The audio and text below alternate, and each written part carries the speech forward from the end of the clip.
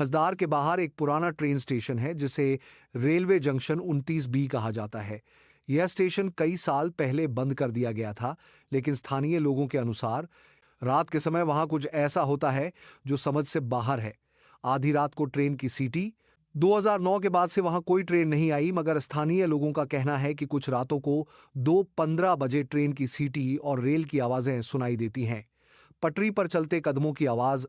रात को गुजरने वाले मुसाफिरों ने बताया कि उन्हें लगता है जैसे कोई पटरी पर उनके साथ चल रहा हो, मगर जब वो मुड़ते हैं तो वहां कोई नहीं होता।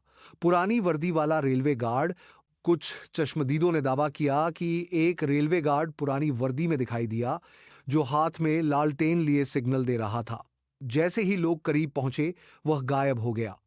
अमल और मौलवी का मशवरा। 2015 में जब एक YouTube चैनल ने इस जगह का दौरा किया, तो स्थानीय मौलवी ने साफ कहा, यह जगह रात को जिंदा नहीं रहती। स्टेशन बंद पड़ा है, पटरियां जंग खा चुकी हैं। स्थानीय लोग पश्चिम के बाद इधर से नहीं गुजरते, और जो गुजरते हैं वे कुछ न कुछ गैर मामूली जरूर महसूस करते हैं।